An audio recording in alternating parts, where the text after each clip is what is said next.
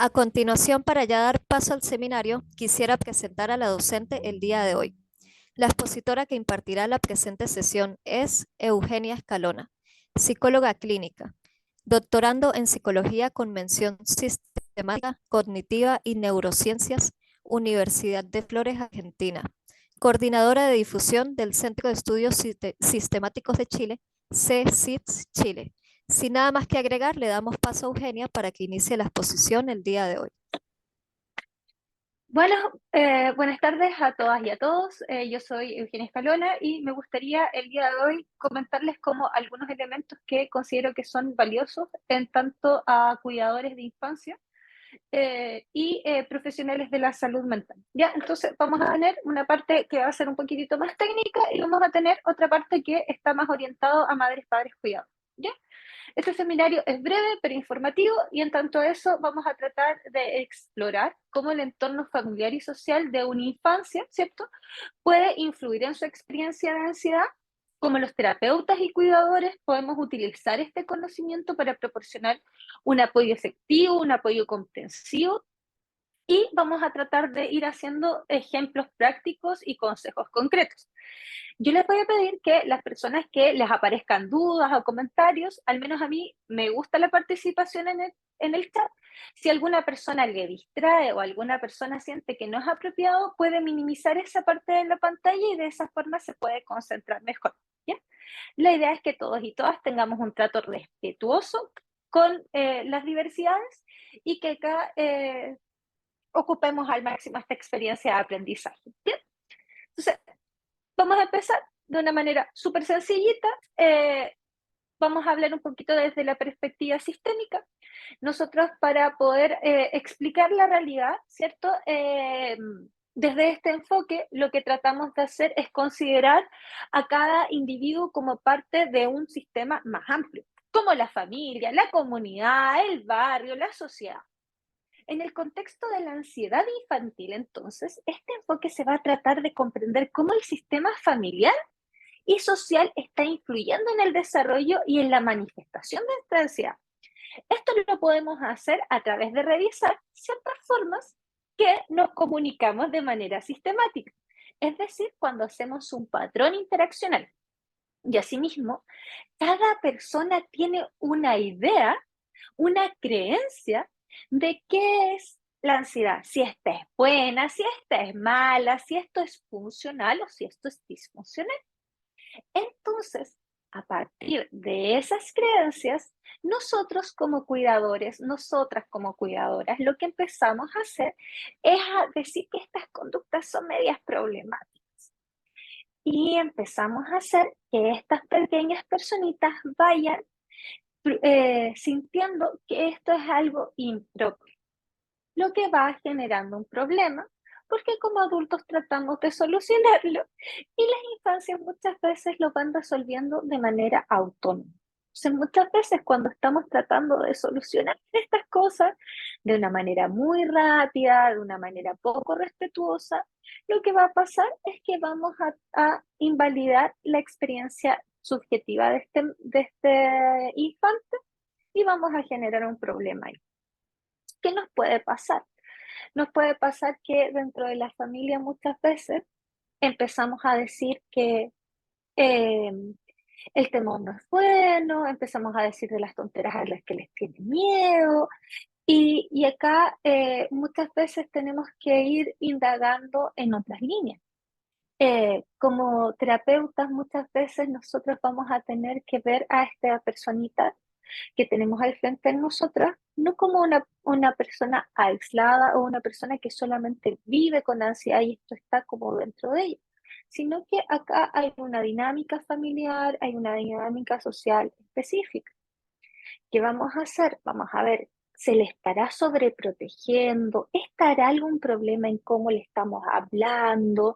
¿Estaremos haciendo que hayan cosas que aumenten la ansiedad? Por ejemplo, ahora que hay tormenta, si yo cuando hay un trueno, cuando hay un rayo, me pongo ansiosa como mamá, me escondo, me tapo, ¿qué le pasará a mi hija cuando mira esas cosas?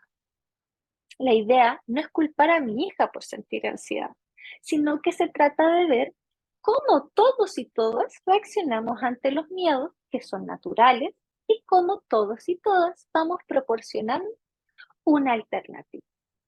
En esos cambios, en esas alternativas, ¿qué vamos a ver? ¿Qué es lo que crees que está pasando para que este temor exista? En eso lo que vamos viendo es ciertos circuitos que van manteniendo el problema. Por ejemplo, cuando el temor existe, cuando el temor se expresa, lo retamos. Cuando el temor existe o el temor se expresa, lo ignoramos. Cuando el temor existe o el temor se expresa, lo que hacemos es que nos ponemos a discutir porque está muy pollerudo, polleruda, porque no se le puede decir nada, porque esto es porque estuvo viendo monitos o porque estuvo viendo ciertos videos en YouTube. Entonces participamos los distintos adultos en estos elementos. A veces, sin pertenecer a la familia nuclear, consensuamos que hay temores. El Slenderman, ¿qué vamos a pensar en Pennywise? ¿Qué vamos a pensar en estos distintos personajes animados que podrían estar causando miedo? Y entre los amigos y amigas del colegio, del jardín, nos empezamos a también meter miedo y consensuamos que todos le tenemos miedo. Asimismo, cada uno de nosotros va a ir intentando aliviar ese miedo, va a intentar hacer ciertas cosas. Incluso nosotros como terapeutas somos un intento de solución y tratamos de hacer que esto vaya gestionándose de la manera más rápida posible, pero muchas veces eso no se consigue así. Tenemos intentos que fallan sistemáticamente, tenemos colapsos entre nosotros como cuidadores porque estamos cansados, cansadas, y lo que vamos a hacer es impedir, ¿cierto?, que esto se siga. ¿Cómo lo vamos a hacer? ¿Cómo vamos a aplicar una solución que sea apropiada? Primero, tenemos que saber que todas las personas tenemos miedo. Todas las personas empezamos a desarrollar esa emocionalidad. ¿Por qué? Porque cuando nosotros empezamos a evolucionar, el primer monito que bajó del árbol y que le pasó que cuando vio una sombra moviéndose, cuando sintió un ruido y huyó, cuando uno se congeló, cuando algunos atacó, esos monitos sobrevivieron. ¿Por qué? Porque se empezaron a adaptar mejor. ¿Qué va a ser importante? Que nosotros seguimos teniendo. Podemos huir si cachamos que esa sombra es muy grande. Podemos cachar que necesitamos huir ahora si es que eh, viene un perro ladrando.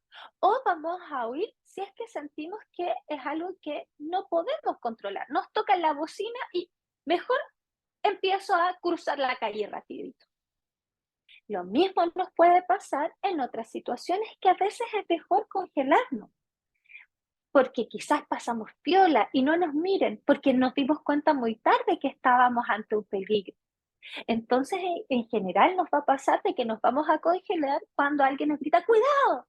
Y nos vamos a quedar quietos porque no cachamos dónde está el peligro y vamos a tratar de mirar al entorno para poder identificarlo. Pero para eso, ojalá no llamar la atención. Nos puede pasar cuando nos gritan cuidado, nos puede pasar que nos congelamos ante una situación social donde no sabemos cómo están las interacciones y nos puede dar mucha vergüenza. Y es esperable que ocurra. También nos puede pasar que decidamos atacar. Cuando nosotros vamos a atacar, cuando sabemos que ese estímulo no es algo que pueda poner en riesgo nuestra vida o que sabemos que tenemos las habilidades, las virtudes para poderlo atacar. Entonces, yo le puedo tener miedo a subirme al columpio, pero yo sé que está mi mamá, mi papá y que ellos van a encargarse que sea un contexto seguro. Me puede dar miedo a la oscuridad, pero si me toma alguien de la manito, yo puedo atacar esa oscuridad y puedo adentrarme en ella. Me puede dar miedo preguntarle a la cajera del supermercado cuánto vale una cosa, pero yo sé que no hay nada en riesgo y me puedo decir cosas para atacar ese miedo y enfrentarlo. Entonces, si se fijan, cada edad tiene sus miedos, cada edad tiene sus ansiedades. Una infancia sin miedo es un infante que está en riesgo de morir, porque va a hacer cosas muy alocadas, van a hacer cosas que pongan su integridad física en peligro. Un adulto sin miedo es un adulto que pone su integridad social, económica, física y relacional en peligro. O sea, acá el miedo nos cuida. Y en eso hay miedos que son heredados, hay miedos que son eh, automáticos, que son innatos. O sea, nosotros, por ejemplo, cuando aprendemos a gatear y nos ponen una franjita negra en el piso, nos asustamos, creemos que se acabó el piso ahí, les vamos a tener el miedo a la caída. Vamos a, cuando somos bebés, si sentimos un ruido, a agrandarnos porque nos dio miedo y vamos a tratar de reaccionar a eso. Tenemos miedos que son automáticos. El miedo a la oscuridad es un miedo automático. O el miedo de caernos al vacío. El miedo al fuego es algo automático. Hay otros miedos que se contagian por cómo reaccionan las demás personas. Como ya dijimos, si mis papás le tienen mucho miedo a los truenos, si yo veo que mis amigos y amigas se empiezan como a mover raro porque hay un juguete que se movió, me voy a asustar. De hecho, ustedes también pueden ver algunos videos en TikTok de personas que empiezan a gritar y a actuar muy asustadas y las personas que la acompañan sin tener idea de qué pasó también se ponen a gritar y arrancan. Porque si alguien está actuando así de asustado y alguien está gritando y está huyendo, es porque debe de haber un peligro importante. Entonces, el miedo también es contagioso. Y entre más pequeños somos, más contagioso es eso porque menos tenemos conocimiento de nuestro entorno, menos conocimientos tenemos de las cosas que podemos enfrentar o no. Entonces, en esto de que cada miedo tiene su propia edad, que cada miedo nos va a ir acompañando, es importante que como cuidadores sepamos, valiente es aquella persona que se enfrenta a los miedos, que hay miedos adaptativos que nos ayudan a protegernos, que nos ayudan a estar en contacto con nosotros, pero también hay miedos desadaptativos, hay miedos que no nos cuidan. Entonces a veces lo que tenemos que utilizar es esta metáfora de calibrar el miedo. Y para eso tenemos que ir sabiendo cuáles miedos nos ayudan. A mí, por ejemplo, siempre me gusta contarle a las infancias que hay miedos que son súper buenos. ¿Por qué? Porque si yo le tengo miedo a llegar tarde al cine, lo que voy a hacer es que me voy a levantar temprano, el miedo va a hacer que me lave los dientecitos, que me ponga mi mejor pinta para poder ir al cine. El miedo muchas veces hace que yo no juegue brusco con mis amigos y amigas porque no quiero lastimarlos. El miedo también nos va a ayudar para poder tomar la tacita de té de manera cuidada y no quemarnos mientras estamos tomando el té. Entonces, hay hartos miedos que nos acompañan y que son buenos guías. De hecho, hay miedos que nos han permitido hacer cosas súper importantes.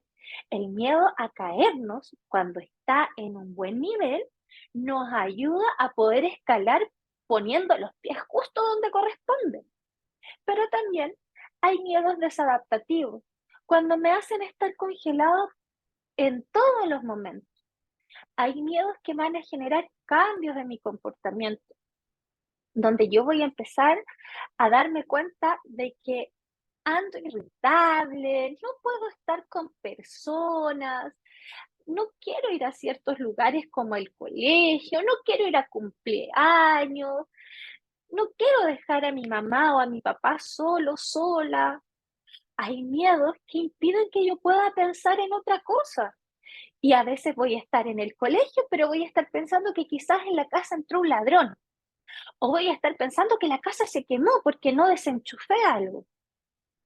Hay miedos que no nos ayudan, porque, por ejemplo, no nos dejan dormir. No nos podemos quedar dormidos porque estamos preocupados. O si nos quedamos dormidos tenemos pesadillas bien feas. Mm, Y ya empezamos mal. O hay miedos que también nos quitan la espontaneidad. Hay miedos que, como por ejemplo, nos hacen, si no sale perfecto, llorar y botar todas las cosas y decir que no servimos para nada y que somos un fracaso. Hay miedos que nos obligan a lavarnos muchísimo las manitos y a pedirle a todo el mundo que no se enferme. porque tenemos miedo de que la persona pueda morir. Entonces, es importante estar atento a estos cambios en el comportamiento y considerar qué es lo que puede estar pasando. ¿Ha ocurrido un evento que ha cambiado la situación familiar? Hemos estado escuchando noticias sobre alguna enfermedad, sobre asaltos, y hace que aparezca este miedo. ¿Existen tensiones familiares que pueden contribuir a esta ansiedad? ¿O hay algún elemento en el cole que nos empezó a hacer tener miedo?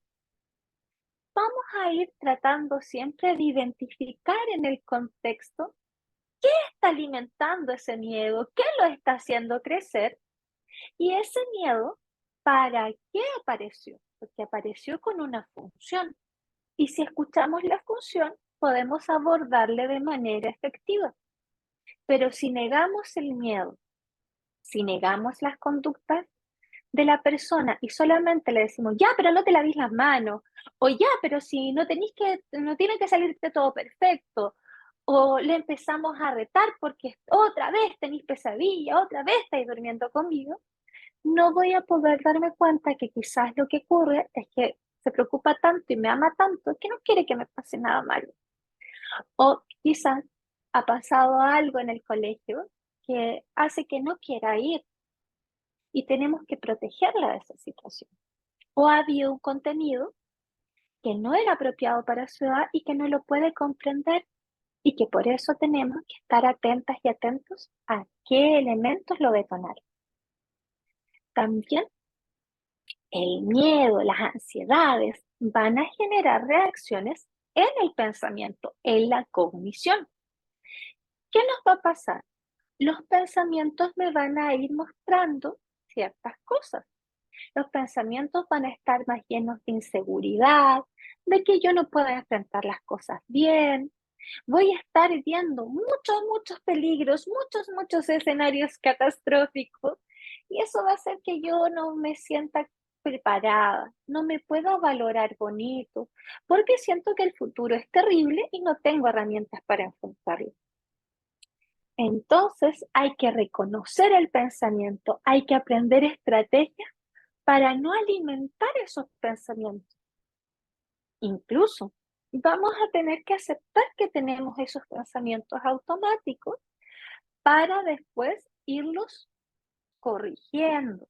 Y puedo tomar una acción opuesta, porque si el miedo me dice, no no hagas esto otro, cuidado, puedo decirle, oye miedo, voy a tratar de hacerlo, pero en vez de subir toda la escalerita del juego, voy a subir la mitad y ver cómo funciona. Si funciona bien, puedo seguir adelante. Y si no, ya voy a notar que me falta desarrollar alguna habilidad. Mi mamá, mi papá me están apoyando. No puede salir nada tan mal. Algunas mamás, algunos papás, algunos cuidadores nos preocupan mucho los síntomas físicos.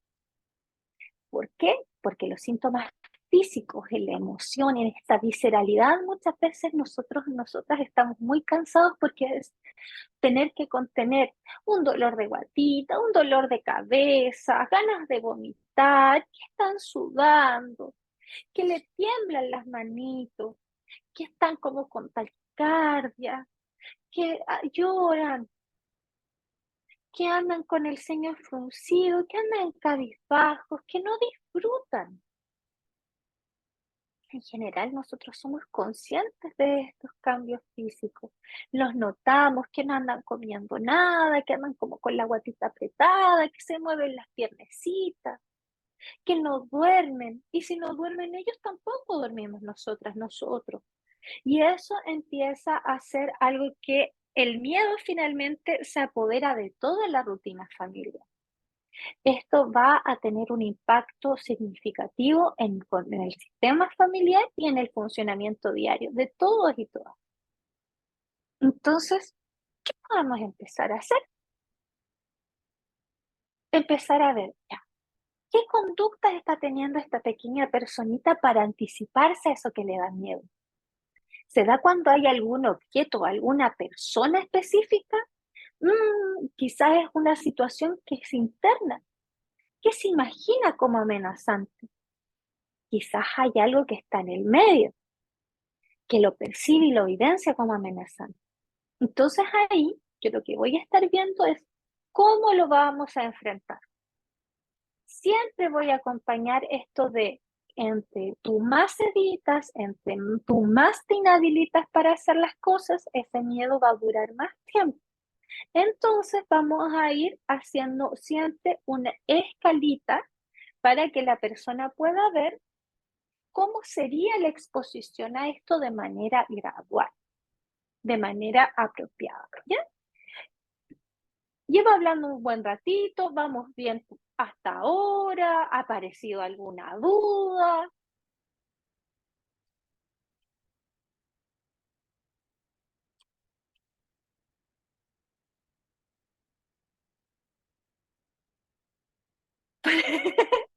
¿Sí o no? Por último, háganme con él.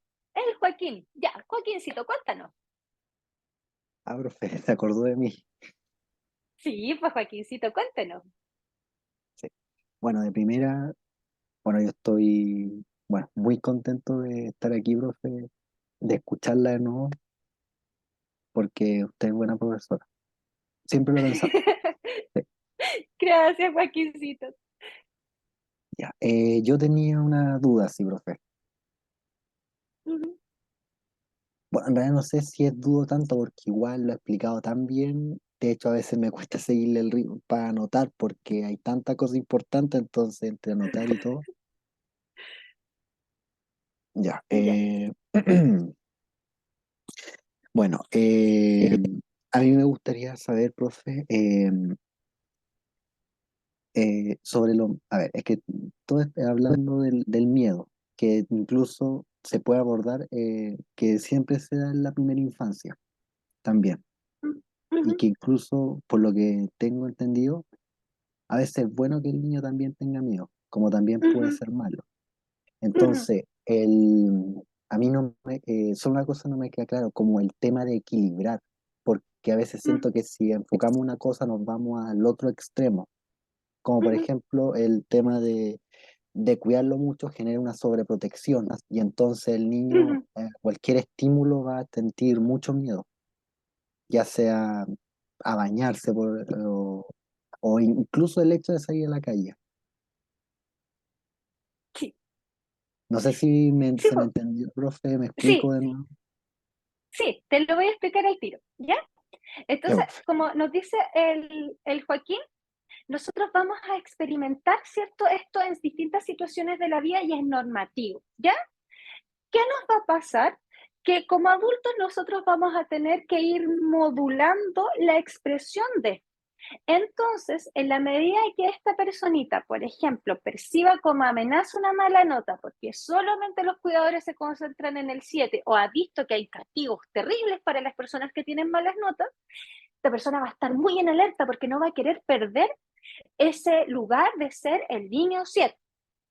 O nos va a pasar cuando somos más chiquitos que vamos a tenerle miedo a la oscuridad.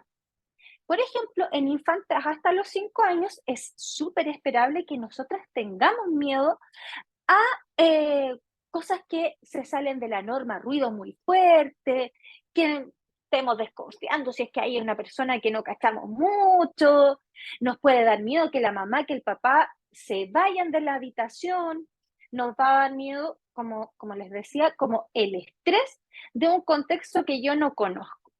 Pero ¿cómo nos vamos ayudando a bajar esa alerta? ¿Cómo vamos ayudando a que no se intervenga en actividades diarias? Primero el papá, la mamá, el cuidador, lo que va a ir mostrándonos es pistas de seguridad. Entonces, por ejemplo, la Jessie nos cuenta, oye, ¿sabéis que tengo 9 años y a esta personita le da miedo bañarse? ¿Cuáles son las claves que necesita para poder sentir seguridad? Primero, el adecuarse al agua. Nosotros a veces en la sensorialidad, en estos estímulos discrepantes nos pasa, chuta, en el baño hay mucho eco, la temperatura está muy caliente, está muy fría, me da miedo que me entre en jabón en los ojitos porque cuando me ha entrado ha sido una experiencia súper dolorosa. Entonces, la pequeña personita de 9 años nos tiene que ir contando ¿A qué le tiene miedo? Y para eso hay que darle palabras, porque te puede decir tengo miedo en general, entonces tú le dices ya, pero es el agua, es la temperatura, es que es muy fuerte el ruido, es el miedo a que nos entre champucito en los ojitos, es miedo a que te quede el pelito mal enjuagado.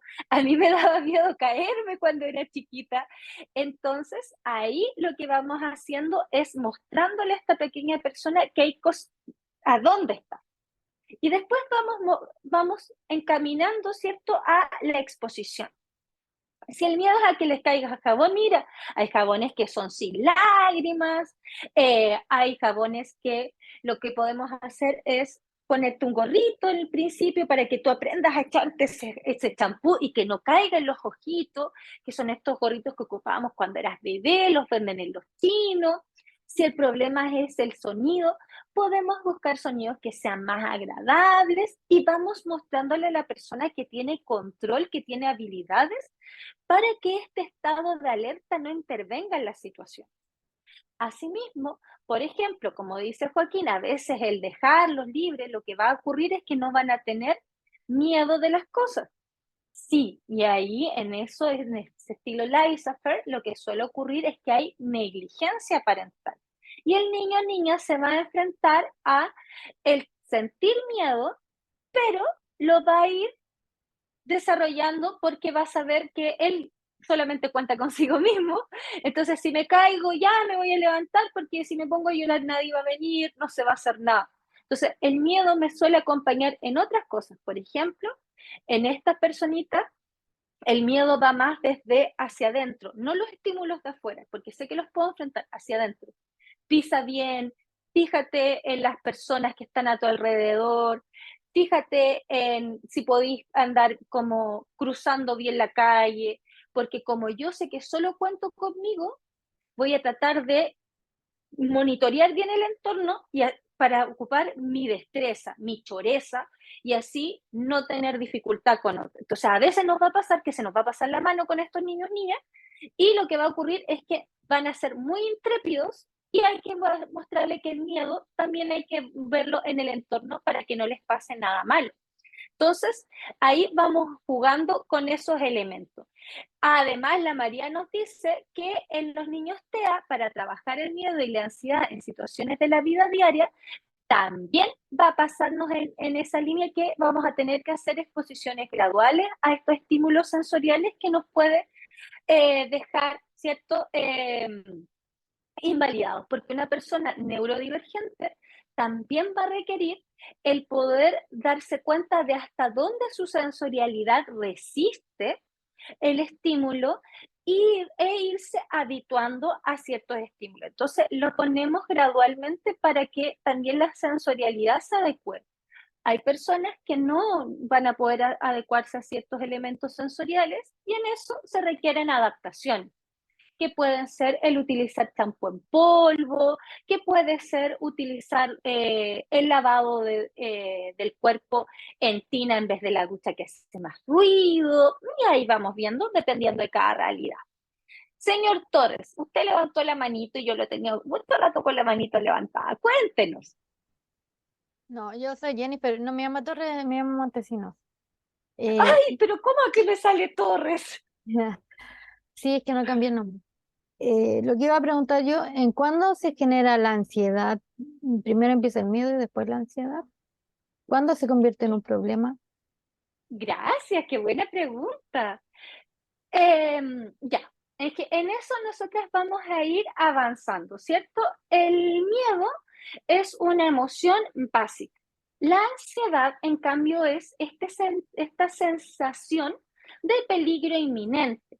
Entonces, esperamos que haya un desorden, que sea algo difícil de combatir, y aquí es como muy general. Y en eso nosotros lo podemos referir a ningún objeto o situación en particular. El miedo tiene un objeto clarito, a la oscuridad, a los perros, a las arañas. Entonces, vamos haciendo una distinción. Súper bien.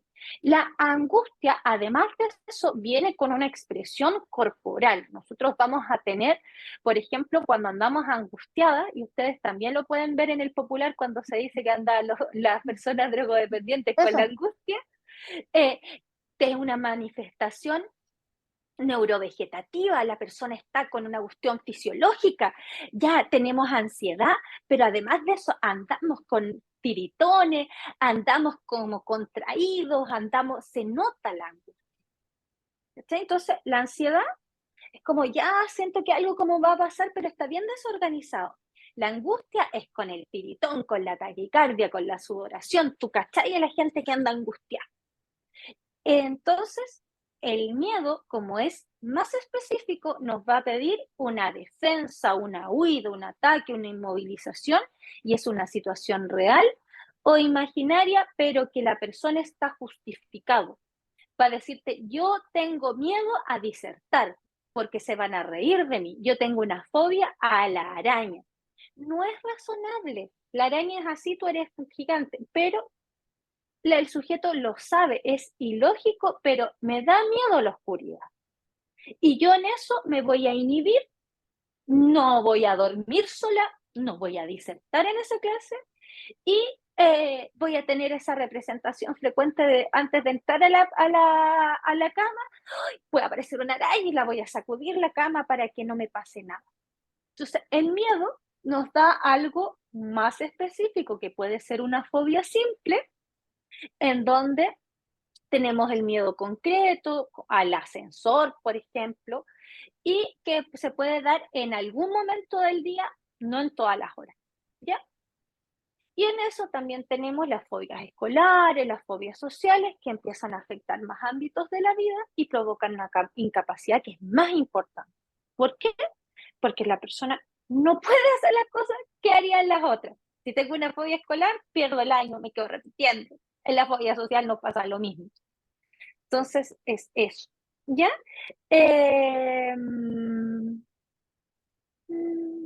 Ya. Entonces, si te das cuenta, nosotras vamos avanzando en estos miedos o temores que son propios de la edad, ¿cierto? Entre los 5 y los 12 son simpáticos porque andan con esto de acontecimientos misteriosos, andan viendo escalofríos, andan viendo mitos y leyendas, saben que ahora el daño físico puede ser algo irreparable, entonces andan más preocupados de no caerse tanto, son menos intrépidos que cuando son pequeños humanos, porque el pequeño humano salta nomás de donde sea que lo pongáis. Cambio ahora como que cachan si es que está a la altura, qué tanto puedo saltar. Y, y si te fijáis, ya como adolescentes estamos como más cachando, tengo que tener amigos y amigas, a qué lugar correspondo, estaré enfermo, lo que estoy viviendo es normal.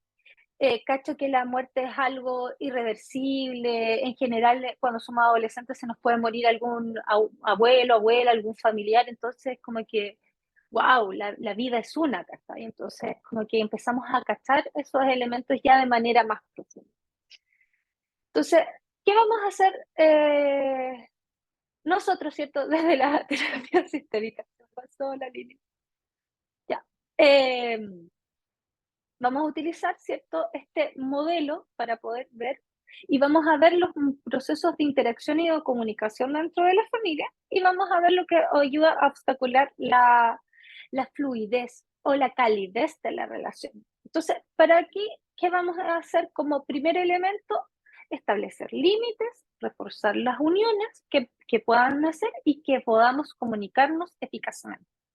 Esa parte suele ser la más difícil, ¿ya? Entonces, acá, ¿cierto? Nosotros nos hemos dado cuenta de que hay personas que vamos alimentando.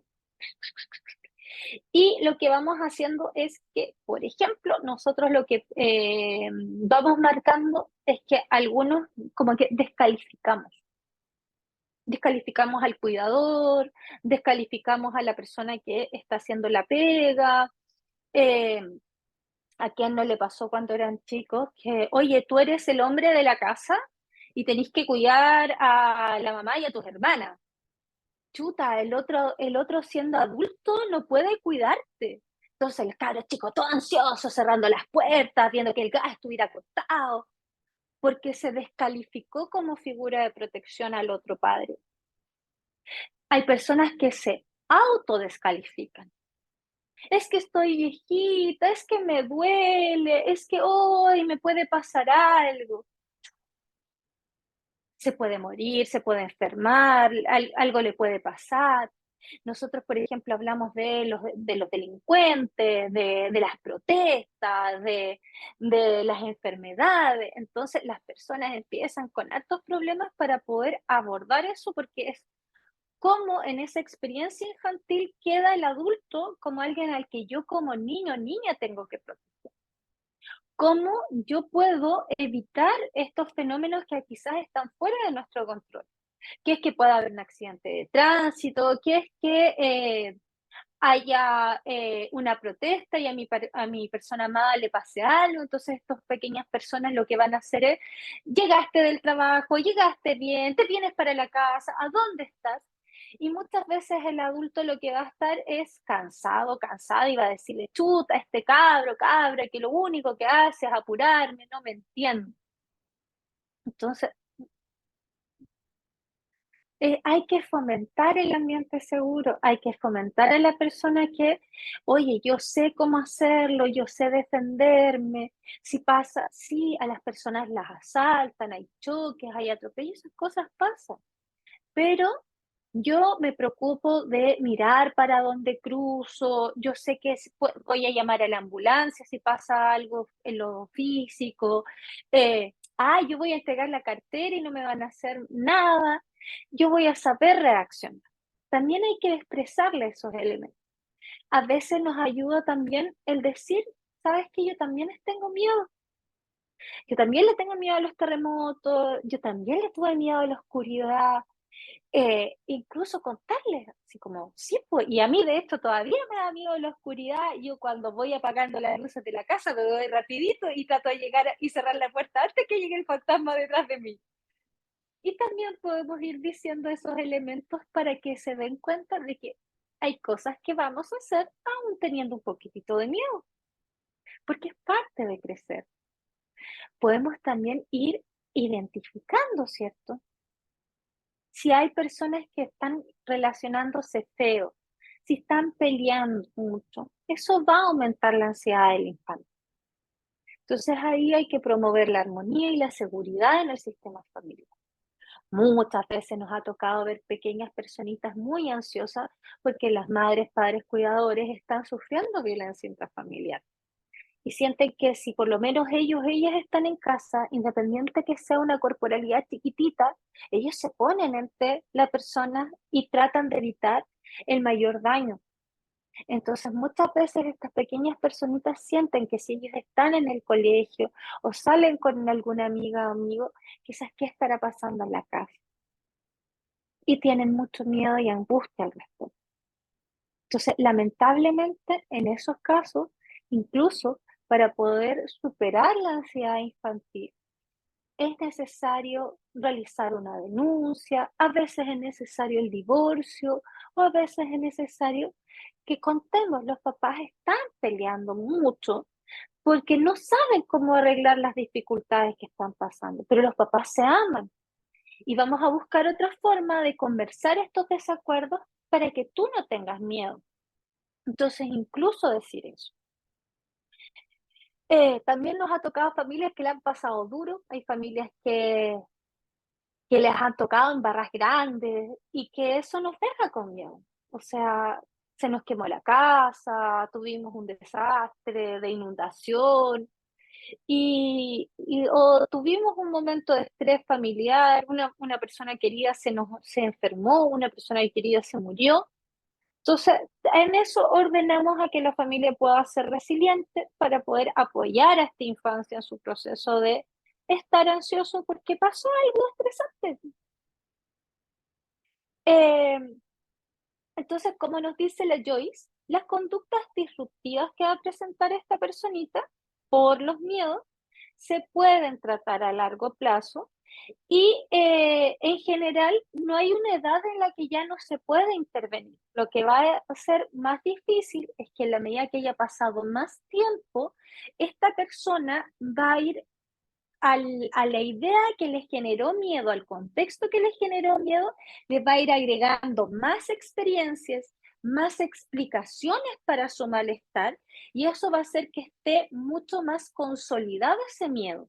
Entonces, entre más estrategias ha utilizado, más difícil va a ser vencer ese temor, porque finalmente ya no es solamente que le tengo miedo a la oscuridad, es que le tengo miedo a la oscuridad y yo tengo una explicación, y además de eso ya me estoy durmiendo con mis papás o con mi mamá, y que además de eso no, duermo con la luz prendida, y que además de eso tengo la dificultad, ¿cierto?, de que me está yendo mal en el colegio, y como me está yendo mal en el colegio, me da miedo preguntar en clase, y ahora tengo vergüenza para poder hablar en público. Entonces, si te fijáis, entre más tiempo pasa, a largo plazo, tengo que ir desarmando la media bola de nieve.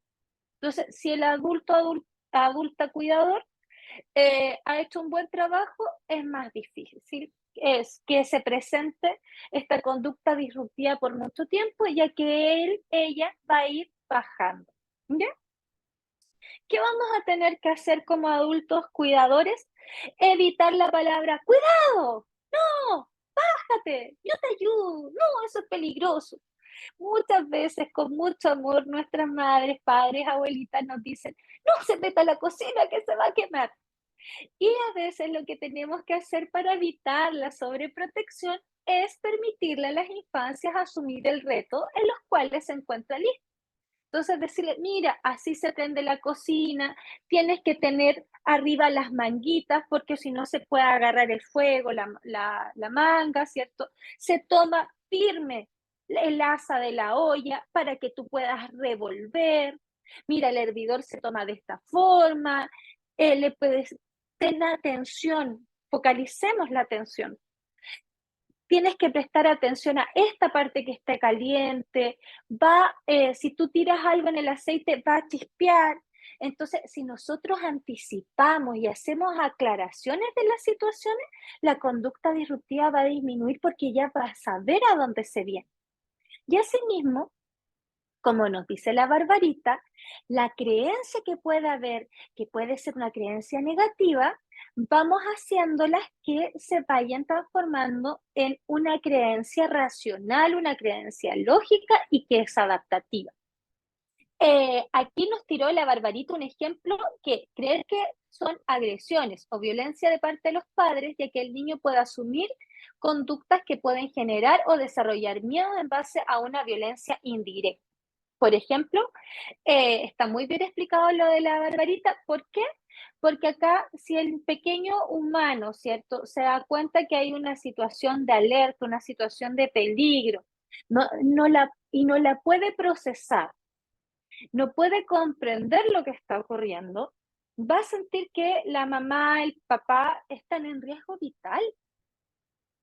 Entonces, lamentablemente, no puede dejar de vigilar que no pase algo grave, no puede dejar de que estas personas se agredan. Entonces también hay que mostrarles, mira, aquí hablamos en volumen muy alto y eso no está bien, pero no es porque estemos enojados, sino que muchas veces en la emoción nos sale así, como cuando tú gritas cuando te enojas, vamos a procurar hablar más bajito y vamos dejando esos elementos, ¿ya? Eh, y eso permite que la persona se puede construir. La Francesca nos dice, ¿la sobreprotección puede causar una autoestima baja? Sí.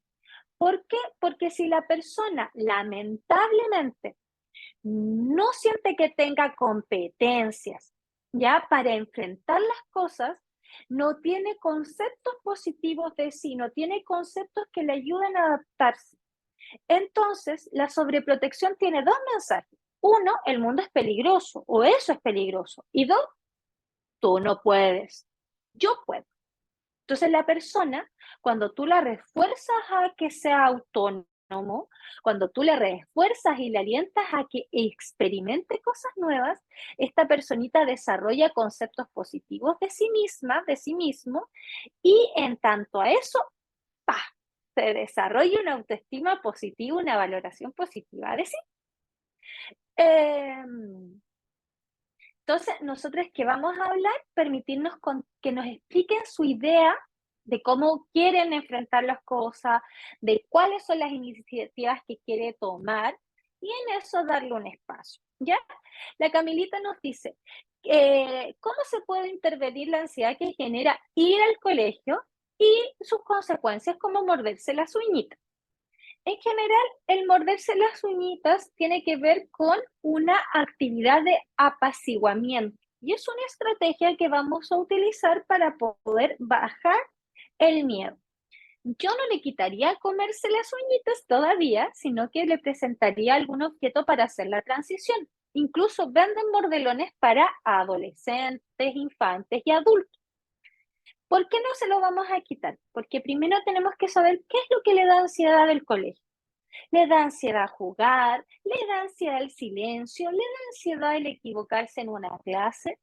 Y en eso vamos a ir haciendo acercamientos progresivos. Por ejemplo, si no saben qué jugar con los niños y niñas del colegio, podemos invitar a un amigo o amiga y sus papás a una tardecita de juegos y que la persona vaya agarrando un poquitito más de confianza.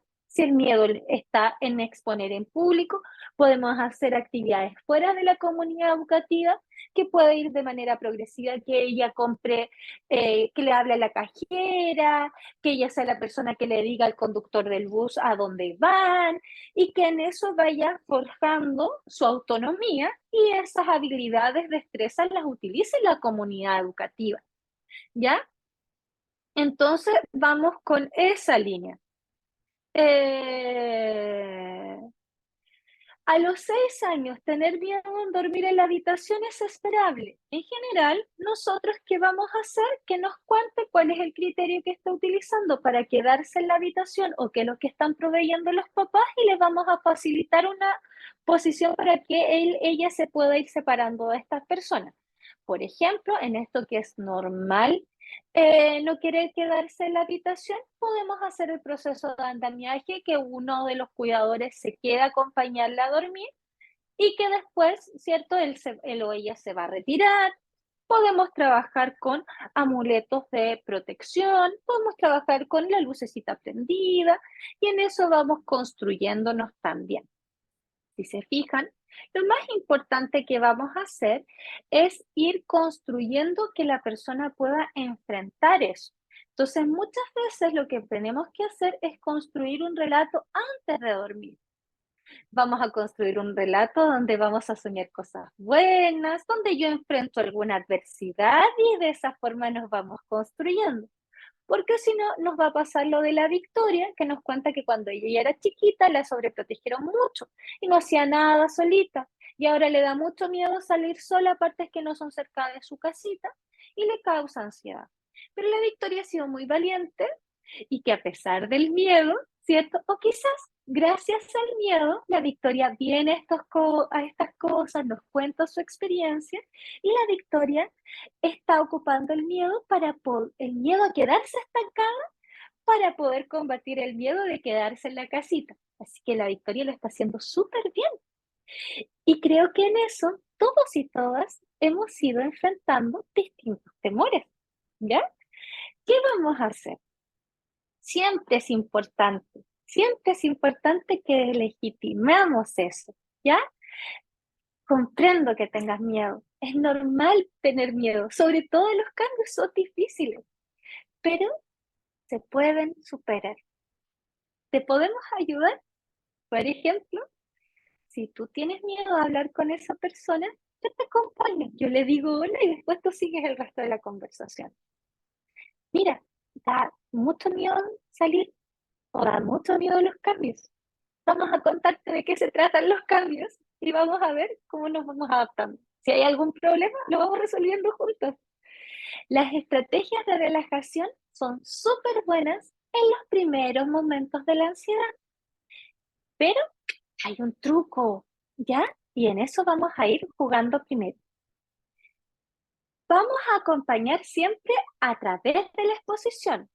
No es una forma adecuada que si el infante tiene miedo a nadar, hagamos lo mismo que nuestros papás que nos tiraron a la piscina, casi nos ahogamos y ahí aprendimos a nadar. Mucha gente terminó con miedo al agua más que saber ser buen nadador. Y además de eso, uno empieza a desconfiar de los adultos. Porque, onda, le digo que me da miedo y me exponen yo llorando a moco tendido.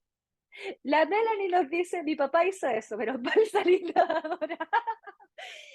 No ridiculicemos con el miedo, eso de cómo le va a tener miedo a esa cuestión, a las tonteras que le tenéis miedo. Nosotros somos una generación que sabe, viene a seminarios, o sea, somos una generación bacán. Entonces, ya, vamos a ver. ¿Cuál es tu desencadenante? Mi hijo. Sabemos que aquí hay algo. Esto es específico porque el miedo es específico. Ya, hay una emoción, hay una reacción física. Lo tenemos claro. ¿Qué objetivos vas a poner? Que sea medible, que sea observable. Y vamos a hacer una escalerita para eso. ¿Ya? Así como no aprendimos a caminar de un día para otro, ni a escribir de un día para otro, yo no te voy a pedir perder el miedo de un día para otro. Jamás. Así que lo que vamos a hacer es, bien, gradualmente. ¿Qué es lo que menos te da miedo de estar en la noche solo en tu pieza? Hasta la parte que más te dé miedo de estar solo en tu pieza. Vamos a contarte cómo funciona el miedo, que hay respuestas que son normales, tenemos que cachar eso, y ahí es donde vamos a aplicar las hermosas técnicas de relajación que nos dijo nuestra queridísima, ¿cierto? Rocío, ¿cierto? Y la Rocío nos dijo, lo que tenemos que enseñar es, ojalá la respiración profunda, la relajación progresiva de Jacobson o alguna visualización poderosa que nos ayuda a controlar la ansiedad. Y después empezamos, desde lo que me dio menos miedo hasta lo que me dio más miedo. ¿Qué vamos a hacer? Elogiar. ¡Hoy lograste este tiempo! ¡Qué bueno que pudiste hacerlo! ¿Cómo lo hiciste? Incluso nos van a decir muchas veces, ¡ay, que lo hice mal! Porque ahora que nos toca los actos del 18, bailé cueca y me olvidé de los pasos. Lo importante es que a ti te daba miedo estar en el escenario y estuviste. Fue muy bueno eso. Lograste hacer la parte que era más difícil. Y vamos para allá. Entonces, no tenemos que necesariamente llevar un regalo, la recompensa no es comprar un juguete, es simplemente elogiar y validar que las cosas que están haciendo son bacanes. Y en eso vamos a reforzar la idea de que los miedos se pueden ir avanzando y que cada logro es valioso.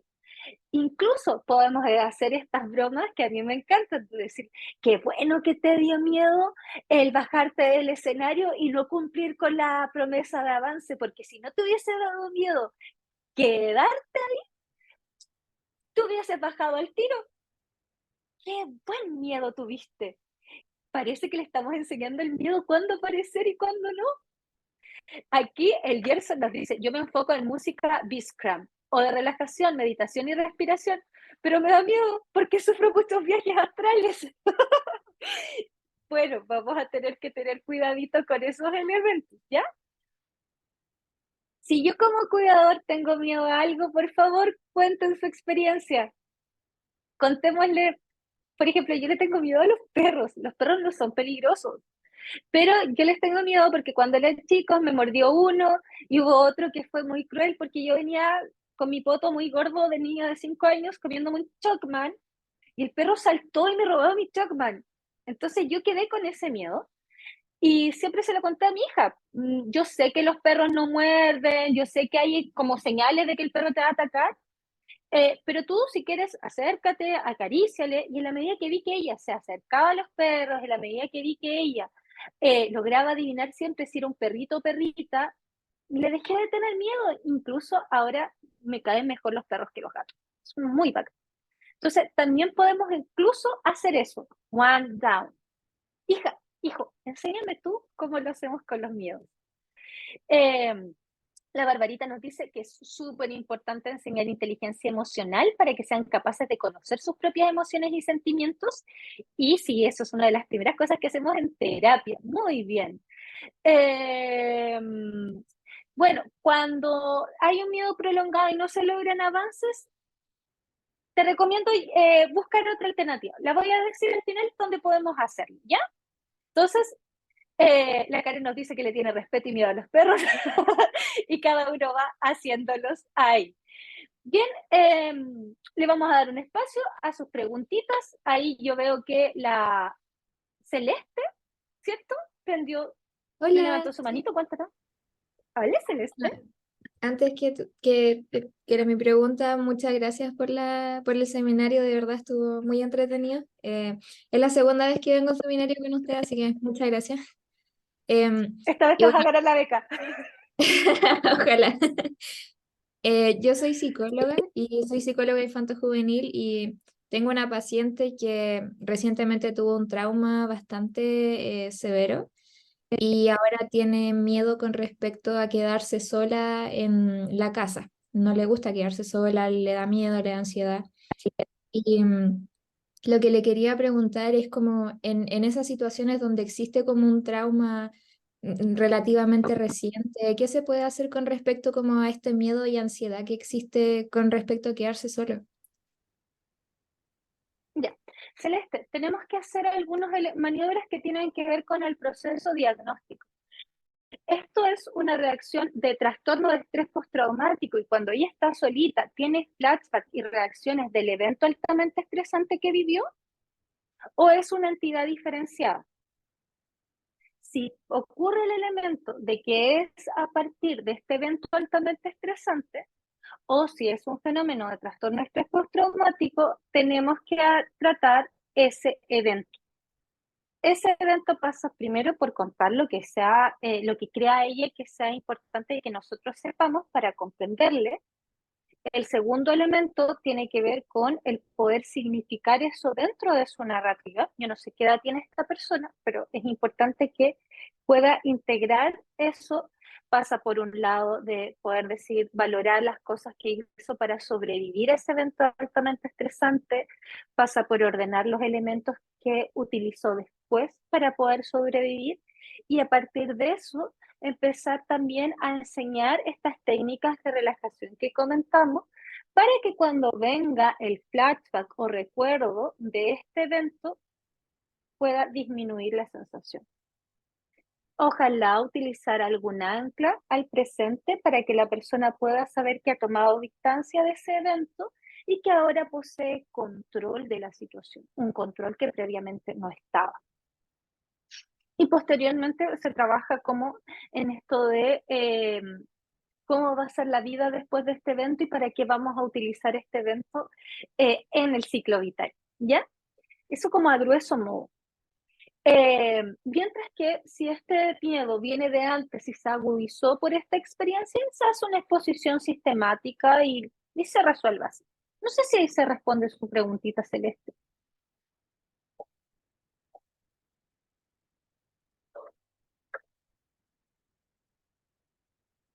Ya, espero que sí, Celeste, te haya respondido.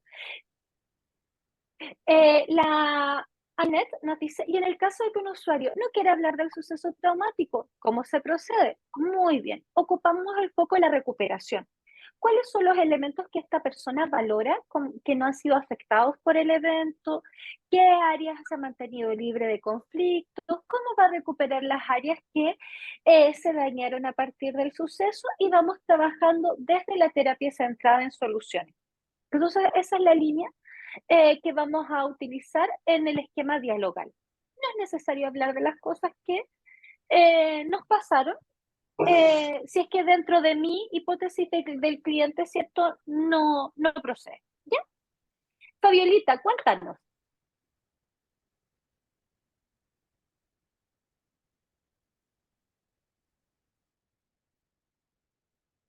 Fabiola Salgado, tenías la manita levantada.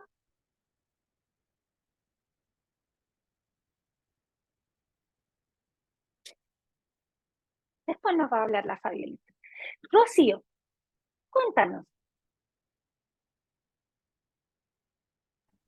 Hola, yo todavía siento miedo por la oscuridad y por las lagartijas, pero cuando era niña me perseguían mucho. Y ya después cuando estuve adolescente, se me cayó una entre medio de la ropa y quedé muy mal y quedé traumada y tuve que ir al psicólogo. Esa vez. Ese era mi problema. ¿Cómo enfrentar eso? Porque fue como un karma. Sí, pero como diría Taylor Swift, Karma es mi novio, así que se puede enfrentar, tranquilo. Si nosotros empezamos con esta estrategia que es de exposición sistemática, lo que vamos a hacer es tomar el estímulo fóbico, específicamente las lagartijas. Entonces, primero te empiezo a hablar acerca de la lagartija, de su piel escamosa, de lo fría que es, y empezamos a ver cómo empieza a avanzar el miedo y te aplico alguna técnica de relajación. Te asusto, te relajo, te relajo, te asusto, te relajo, te relajo. En la siguiente sesión empezamos a ponerte fotos de la lagartija. Y hago exactamente lo mismo. Te muestro la foto de la lagartija, te relajo, te relajo, te relajo. Te muestro fotos de la lagartija y te relajo. Después te muestro videos de la lagartija y en una tercera sesión te traigo una lagartija para que la tomes. Y listo, se quita. El miedo a la oscuridad suele ser más complejo en tanto a la exposición que vamos a hacer. Porque está oscuro o no está oscuro. Entonces, en general hay que ver los pensamientos asociados. Si yo apago la luz, en general se me aparece la chica del aro o películas de terror. Entonces tenemos que ver qué tanto podemos ir ordenando en ese relato. Si esto es lógico, ilógico y cómo me voy calmando y qué me digo para calmarme. Pero en general eso lo debería de hacer un psicólogo cognitivo, conductual o sistémico estratégico. Averigua bien, ¿cierto? Y pide que se haga ese estilo de intervención. ¿Ya? Eh, vamos con la Carolina y el Yael, porque nos va a pillar la horita para poder hacer los últimos elementos del curso y el sorteo. Carolina, cuéntanos. Sí, hola, buenas noches.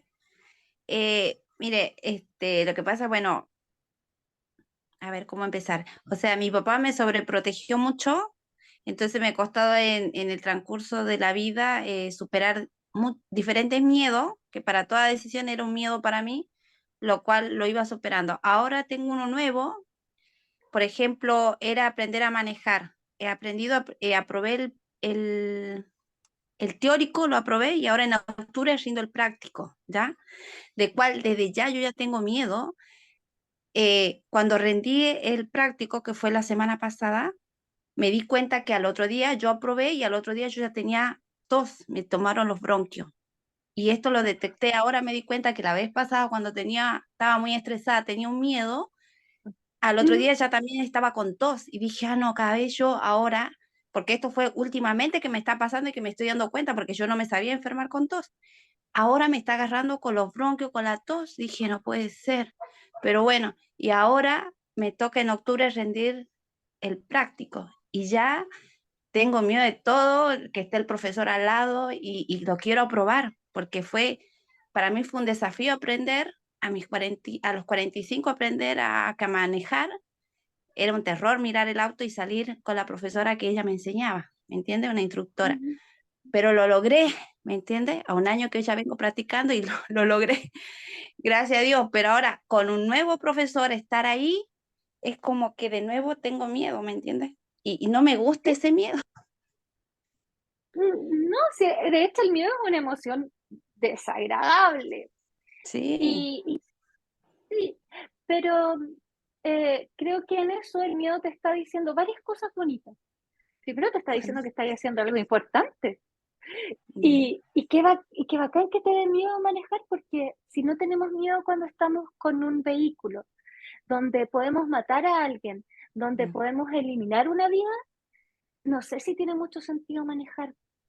Entonces yo creo que también estás con un miedo que es bonito, porque ese miedo va a hacer que tú no andes conduciendo sin poner, por ejemplo, el aviso que vas a virar, que no vaya a andar llegando y pasándote un rojo. Entonces, quizás hay que ordenar el miedo, porque si te da miedo la persona que está al lado, el miedo no se está enfocando en lo importante del vehículo, po. Y es que Ah, andáis, andáis con algo que es importante y que tenéis que estar atenta a la gente que está afuera, porque en eso yo admiro a los conductores. Van cachando quién está adelante, van leyendo los letreros, van viendo el camino, las hacen todas. Y tú ujú, lograste hacer esos elementos con miedo. sí. ¿Cómo conseguiste hacerlo? ¿Qué virtud utilizaste? Mire, yo, un método que fue de noche, mucha meditación, ¿ya? Ujú. Relajación, eso fue lo primero que hice, ¿ya? Con técnica de relajación por la noche y todo eso, y así lo fui logrando y diciéndome si puedo, si puedo, si puedo, y estar así, qué sé yo, diciéndome cosas positivas y hacer mucho esto de relajación, mucha meditación y esa cosa fue lo que me ayudó bastante. Sí, Poder ahora manejar y agarrar el manubrio, que fue lo primero. sí. Ahora lo que quizás vamos a tener que agregar a esa estrategia que te funcionó y que fue muy buena es Mm, agregar algunas imaginerías de, por ejemplo, cómo va a ser estar sentado al lado de esta persona, cómo vas a mostrar control, qué vas a hacer cuando estés manejando, cómo te imaginas que va a ser una situación de manejo exitosa y vamos con mucho detalle pensando esos elementos, incluso si quieres antes de dormir porque nuestro cerebro es muy inteligente y nos va dando esas instrucciones mientras dormimos. Entonces vas a tener que agregar esos elementos para también ir mostrándole al cerebrito a dónde tiene que enfocar los miedos. El miedo está en este modo desafío, no en si el conductor, la persona que va a ir al lado es simpática o no, porque imagínate en algún momento estáis trabajando de Uber, te va a tocar que esté muy pesado al lado. Entonces, hay que ir jugando con esos elementos. Muchas gracias, Carito, por mostrarnos, ¿cierto? ya, Tu vivencia, ¿ya? ya, ¿Qué va a muchas ser gracias. importante a Ah, ti? sí. ¿Qué va a ser importante que nosotras sepamos que también tenemos algunos libritos para ir acompañando? Para el miedo a la oscuridad está el Yo mataré a los monstruos por ti. El hilito invisible es un cuento de vínculos que nos unen. Se habrán dado cuenta que es para trabajar la ansiedad por separación. Cuando tengo miedo de la Tracy, es hermoso, es un conejito que nos muestra cómo se vive la emoción del miedo de manera natural, espontánea y saludable. El miedo y yo de la Francesca, que es un estilo de afrontamiento al miedo escolar, muy bonito. Y tengo un dragón en la tripa, es del miedo para hablar en público. En general, nosotras vamos a ir también como madres, padres, cuidadores, trabajando con algunos elementos, ¿cierto? Yo siempre recomiendo el cerebro del niño, ¿cierto? Ahí está también la versión explicada a padres, el bésame mucho, cómo hablar para que los hijos escuchen y cómo escuchar para que nuestros hijos hablen. Disciplina sin lágrimas también puede ser un buen elemento a trabajar. Y para las personas que comentaron, ¿cierto?, que estaban con dificultades y no pueden costear un proceso terapéutico, llamen al Fono Infancia o utilicen el chat de Fono Infancia. Les van a dar una excelente orientación. Es gratis desde cualquier teléfono, funciona de lunes a viernes y de verdad, pero grandioso. Si no, usted puede escribir un correíto, que crece contigo, y donde vamos a poder escribir un correíto a un especialista y nos manda un correíto de vuelta con algunos tips para poder ir disminuyendo ciertas alteraciones. Y si no, en última instancia, en nuestros spam vamos a encontrar los talleres de Nadie es Perfecto. No somos mamás y papás perfectos, no sabemos. Esta es la primera generación que se ha tratado de ocupar de cómo se acompaña a crecer. Y es difícil. Así que todos y todas quienes están acá, terapeutas, padres, madres, educadores, lo estamos haciendo de la mejor forma posible. Ahora vamos a dar el espacio para que se pueda eh, sortear la bequita. ¿Ya? Muchas gracias a todas y todas. Que tengan una excelente noche. Ahí les dejo con nuestra chica de virtual. Queremos agradecer la participación de cada uno de ustedes en el presente seminario, como también agradecer a Eugenia Escalona por la excelente exposición que ha dictado el día de hoy.